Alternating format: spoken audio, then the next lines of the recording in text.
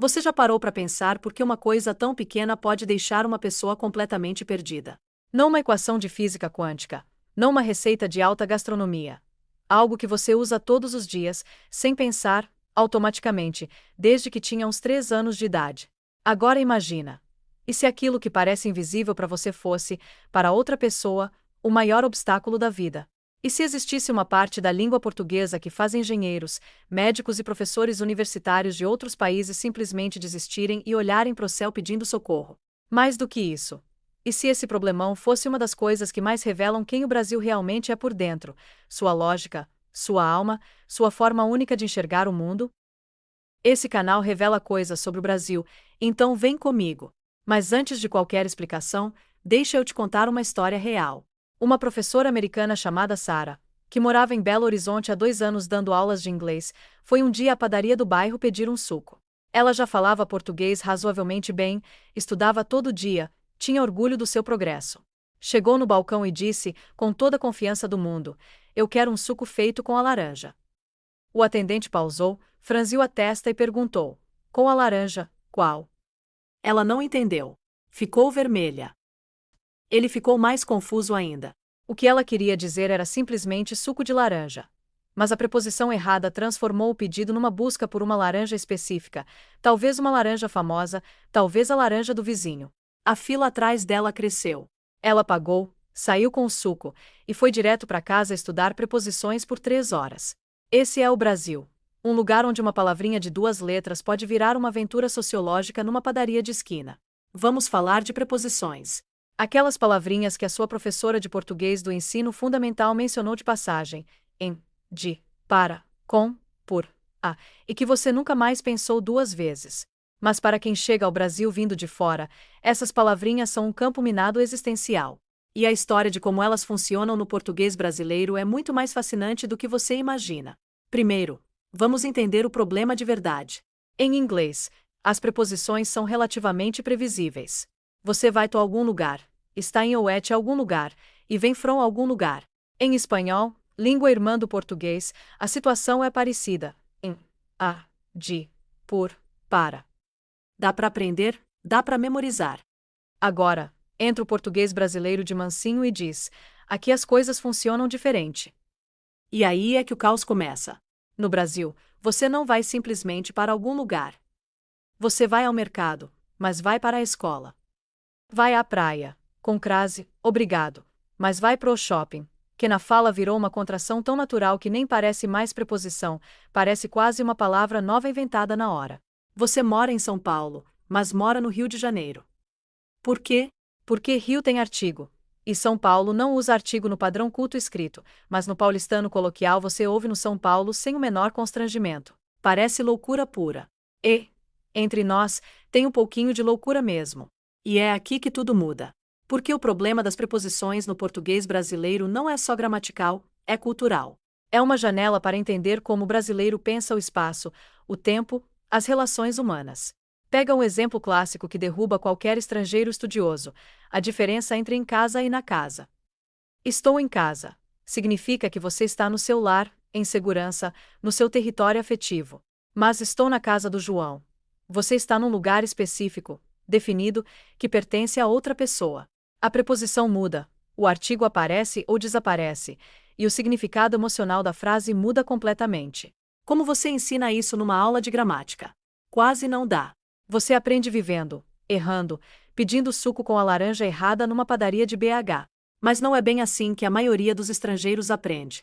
A maioria chega aqui com o livro didático europeu, muitas vezes de Portugal, que é uma outra aventura completamente diferente, e tenta aplicar as regras do português de Lisboa na boca do povo brasileiro.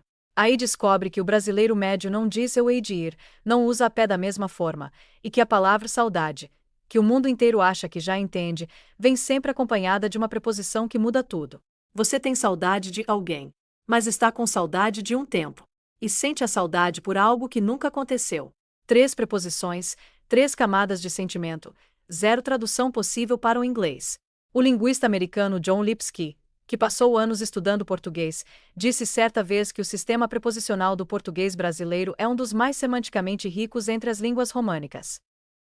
E também um dos mais resistentes à sistematização. Em outras palavras, tem lógica, mas a lógica é nossa, e boa sorte tentando colocar ela numa tabela. Se você quer conhecer o Brasil como em nenhum outro lugar, se inscreve aqui. E já que estamos falando de tabelas e de lógica, vamos falar de um fenômeno que faz os professores de português para estrangeiros perderem o sono: a regência verbal. Porque no Brasil, os verbos não só exigem preposições, eles exigem preposições específicas, e se você trocar uma pela outra, o significado vai embora ou a frase vira nonsense. Gostar de é diferente de gostarem, que nem existe. Precisar de é diferente de precisar para. Depender de é diferente de dependerem, que, de novo, não existe. E o pior: assistir ao filme ou assistir o filme? Aí a gramática normativa e o uso coloquial entram em guerra aberta, e o estrangeiro fica no meio do campo de batalha sem saber de que lado ficar. Se você acha que sabe tudo sobre isso, espera mais um pouco, porque tem a crase esperando na esquina, de braços cruzados, com aquela cara de foi mal, mas você vai ter que me encarar. Aquele acento grave em cima do a que indica a fusão da preposição a com o artigo a. Simples na teoria, caótico na prática. Brasileiros nativos erram a crase com regularidade assustadora.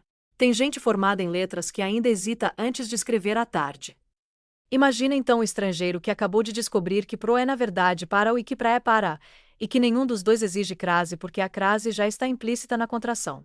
A expressão no rosto de um aluno alemão quando explico isso pela primeira vez é indescritível.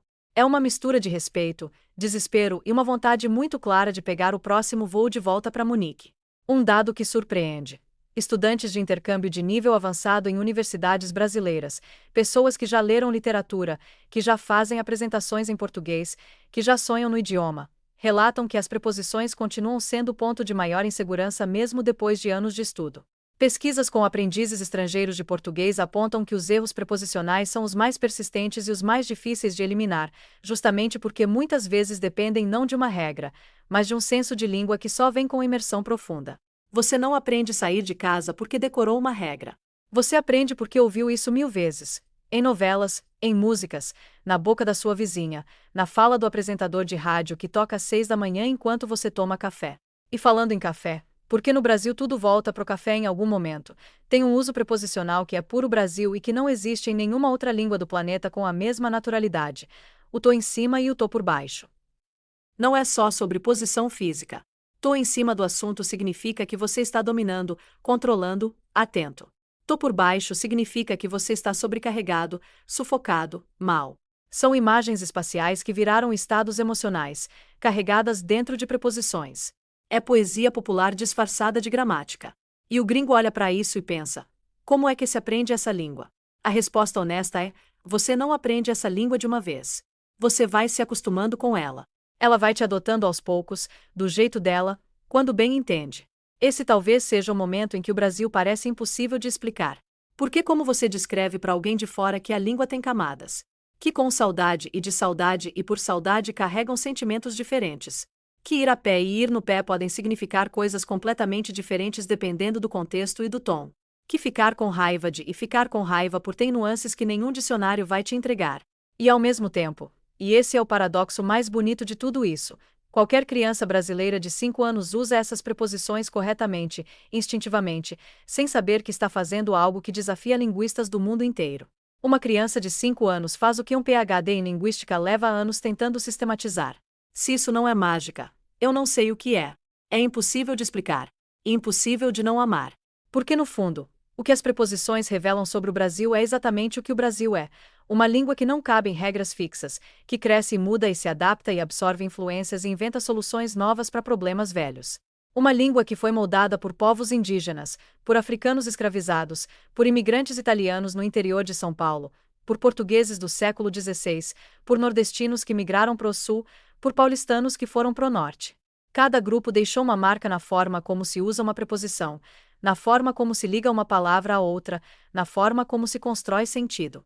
As preposições brasileiras não são apenas gramática, elas são arqueologia viva de quem somos.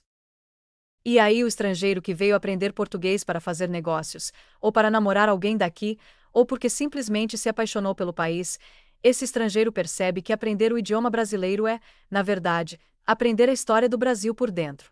Cada preposição errada é um passo. Cada correção gentil de um brasileiro, Na verdade, a gente fala assim, é uma aula de antropologia.